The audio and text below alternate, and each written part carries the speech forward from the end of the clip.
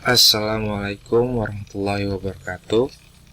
Eh, Kembali lagi bersama saya di channel Arta.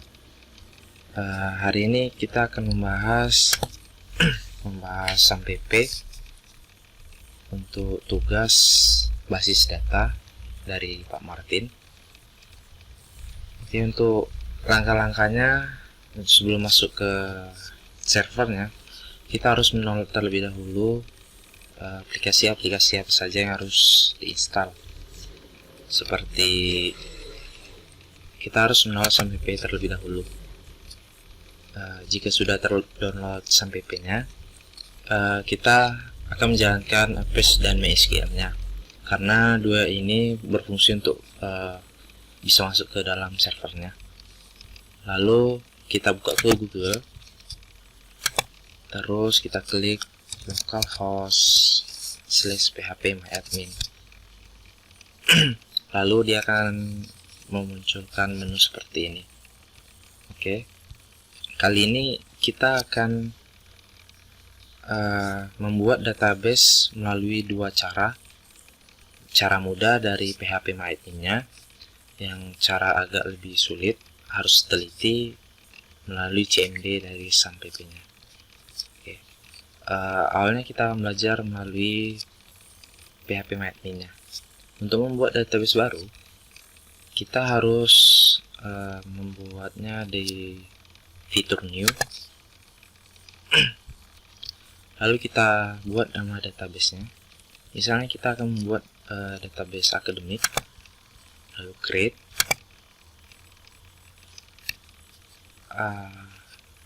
Sorry, karena data akademik sudah pernah saya buat. Oke, jadi kita membuat database interface. Oke.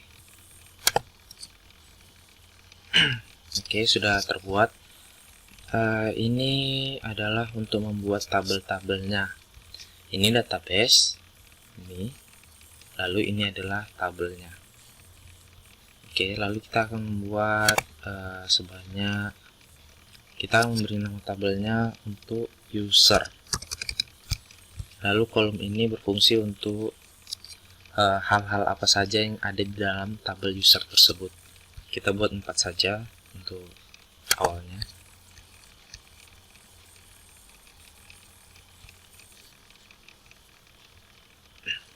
Lalu di sini kita bisa masukkan apa saja sesuai dengan kebutuhan kita. Misalnya saya akan memakai ID, nama, name, dan alamat.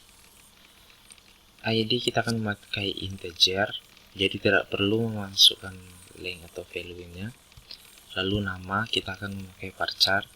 Oh ya, ini apa saja maksudnya ini?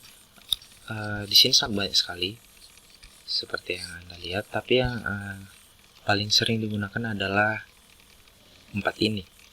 int untuk angka saja, varchar untuk angka dan huruf, teks untuk huruf saja, dan date untuk tanggal.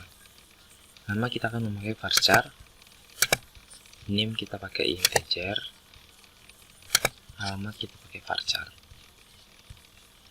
Misalnya ID kan tadi tidak perlu kita masukkan link atau value-nya. Ini maksudnya itu jumlah berapa ketikan yang bisa masuk dalam database-nya.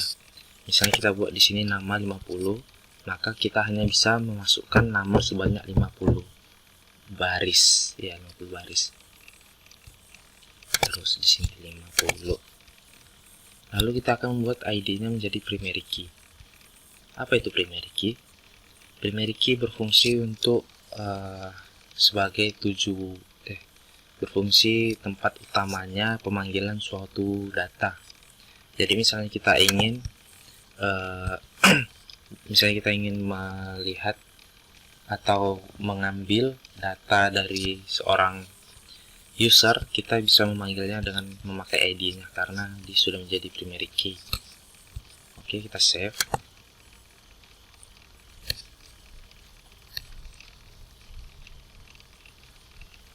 Oke, sudah terbuat. Di sini strukturnya. Lalu di sini ada banyak sekali menu, change, drop, lalu primary, unique. Baiklah, saya akan menjelaskannya satu-satu. Change ini untuk mengubah data, mengedit, drop itu menghapus. Lalu di sini primary seperti ID ini tadi. Terus di sini index untuk sambungan dari primary. Lalu di sini kita bisa menambahkan kolom jika kurang gitu ya kan. Kita menambahkan kolom, dan di sini bisa kita atur sebelum alamat atau sesudah alamat atau dimanapun letaknya bisa kita atur.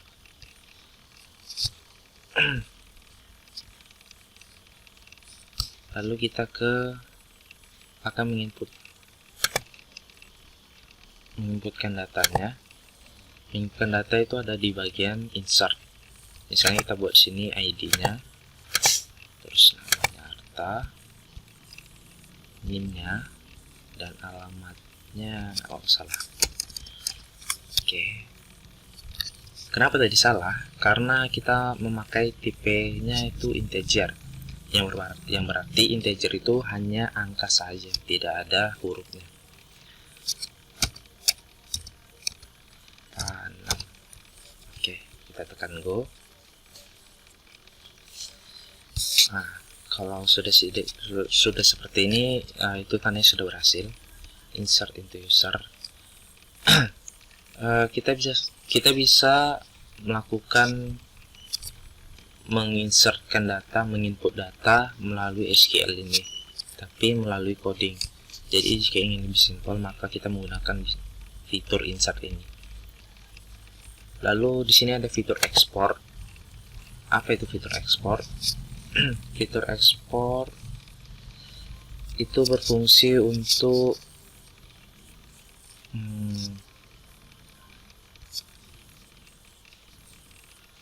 kita mengambil database ini. Misalnya kita kan kawan kita ada yang ingin melihat tugas kita dan database-nya harus diambil, maka ini tugasnya fitur export yang harus mendownload dari database interface ini. Lalu import bertugas untuk memasukkan data database yang sudah memasukkan data database milik orang lain. Misalnya kita ingin melihat tugas orang lain, webnya, lalu kita minta database-nya, lalu di mana memasukkannya, di fitur import ini kita masukkannya. Kita choose file, terus langsung tekan go.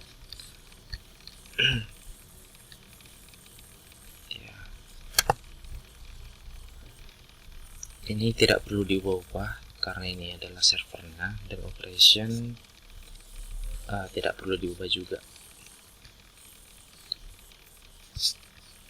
Baiklah, kita sudah memasukkannya. Kita sudah menginput data di PHP MyAdmin dengan cara mudah. Ini dia data yang tadi kita buat. Lalu dengan cara yang sulit, kita akan membuatnya di SAMPP shell atau CMD kita bilang ya. Kita buka terlebih dahulu, kita refresh dulu.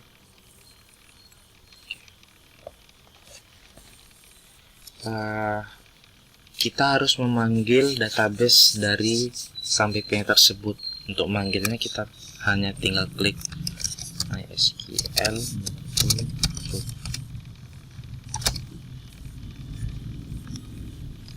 Oke, sudah. Lalu bagaimana kita bisa melihat database yang ada di PHP MyAdmin? Kita cukup mengklik show databases. Nah, lalu ini adalah database yang kita buat tadi, interface. Lalu jika kita ingin menggunakan database interface ini, codingannya dia adalah use interface. Oke, database change ini maksudnya sudah memakai database interface. Lalu jika kita ingin melihat tabelnya, apakah sudah terbuat atau belum, kita klik show tables. Nah, ini adalah tabel yang sudah kita buat sebelumnya, yaitu tabel user.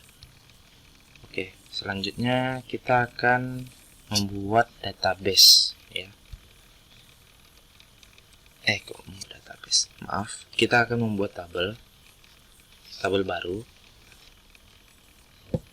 Kita akan membuat untuk tabel mahasiswa. Oke. Codingannya create table mahasiswa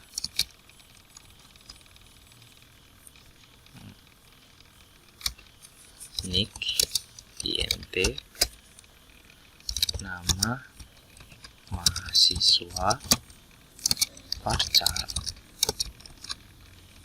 kita buat 50 saja. Jenis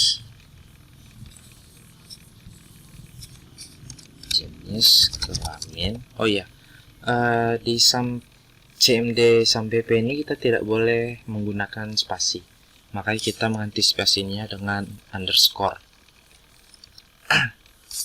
Jenis kelamin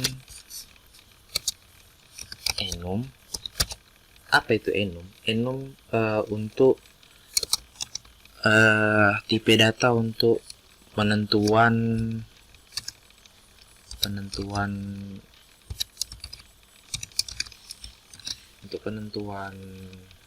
data yang mau diambil, misalnya kayak jenis kelamin, lalu iya atau tidak. Nah, seperti itu fungsinya enum. Lalu alamat, kita buat varchar, kita buat 50. Lalu primary key name yang di atas tadi.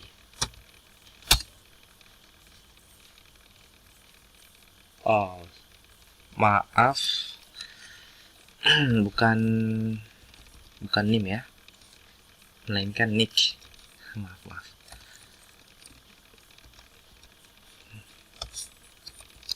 Nama, jenis, saya tidak fokus, maafkan saya.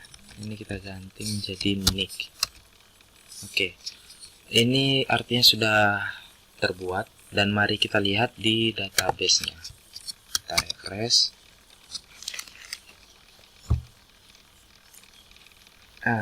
Ini dia tabel yang kita buat tadi, mahasiswa. Dan kita lihat strukturnya. Ini nick, nama mahasiswa, jenis kelamin, dan alamat. Oke, kita lanjut ke CMD-nya. Kita sudah membuat tabel, maka kita akan memasukkan data di dalam tabel tersebut. Apa codingnya? Insert into mahasiswa values. Ini harus berurutan sesuai dengan nick, nama mahasiswa, jenis kelamin, dan alamat. Jadi misalnya di sini nick kita bikin, terus nama mahasiswa Arta, lalu jenis kelamin L, lalu alamat 6. Kalau kita tidak berurutan maka dia akan mengalami error. Tapi tidak error juga sih, bisa, cuman datanya tidak valid. Dan jika misalnya seperti ini enum, dia kan hanya bisa menentukan pilihan. Kalau kita bikin panam di situ maka akan error. Oke, di sini sudah terbuat. Kita bisa melihatnya di Dex mahasiswa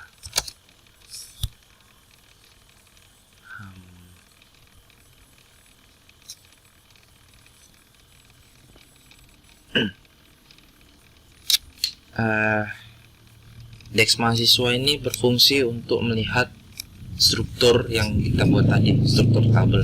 Untuk melihat hasil yang dari menginputkan data tadi, kita ketik select from mahasiswa. Nah, ini yang kita buat tadi. Nicknya, nama, jenis kelamin, dan alamatnya itu sudah benar. Dan jika di sini pun di refresh, hasilnya sama saja. Kita ke browse. Nah, ini dia. Oke, selanjutnya kita akan menghapus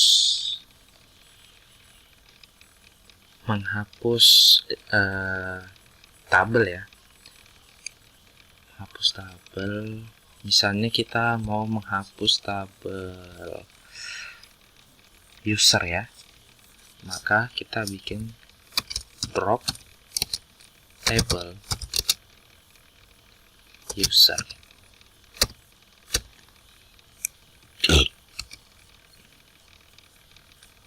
Oke. Di sini tandanya sudah berhasil, dan mari kita lihat apakah user masih ada. Oke, sudah tidak ada. Itu codingan untuk menghapus table ya. Lalu kita ke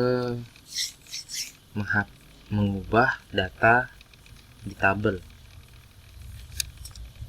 Maka codingannya update mahasiswa set nama. Misalnya kita ingin menghapus nama mahasiswa itu ya, set nama mahasiswa sama dengan dari where nicknya 19283.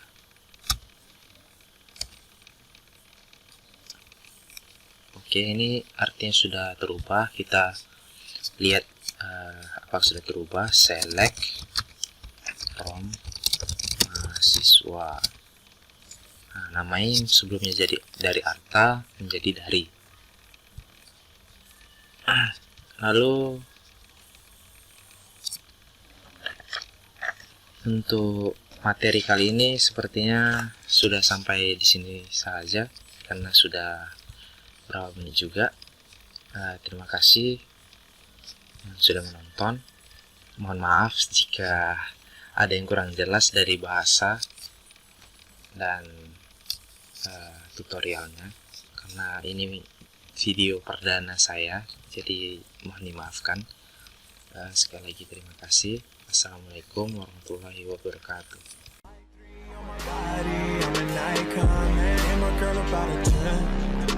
Fuck her in the Benz.